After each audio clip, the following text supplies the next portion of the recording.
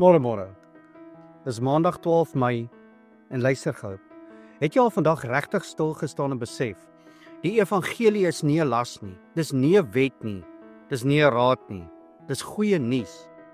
Nie wees beter, probeer harder nie. Nie werk vir jou plek in die hemel nie. Maar ons koning het gewen. En nou word ek en jy genooi om in daardie oorwinning te leef. In Jesaja 61 lees ons: Die Gees van die Here is op my, om 'n blye boodskap te bring. En in Lukas 4 staan Jesus op, lees dit hardop en sê: Vandag is hierdie skrif vervul. Wow, wat 'n oomblik. Jesus sê, ek is die blye boodskap. Die evangelie is nie iets wat jy doen nie. Dis iets wat klaar gedoen is. Die oorspronklike Griekse woord is euangelion. Dis nie 'n godsdienstige term nie, dis 'n militêre oorwinningskreet. Soos, die oorlog is verby, die vyand is verslaan. En wie het gewen? Jesus, oor ons sonde, oor ons skaamte, oor ons dood. En weet jy wat? Dis vir ons almal. Dis vir vandag.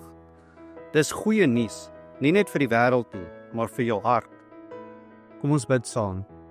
Here Jesus, dankie vir goeie nuus wat werklik goed is. Dankie dat U gesterf het en opgestaan het. Ek aanvaar U evangelie, nie as 'n plig nie, maar as 'n geskenk. Gebruik my om dit met vreugde te dra, in Jesus naam. Amen. So die 3 waarhede wat ek vandag bely. Ek glo dat die evangelie goeie nuus is, en dis vir my. Ek leef nie uit verdienste nie, maar uit genade. Ek is 'n draer van Jesus se oorwinning. En moenie vergeet nie, jy is dalk die Bybel wat iemand vandag moet ontmoet. Jy hoef nie die goeie nuus te wees nie, jy hoef dit net te dra.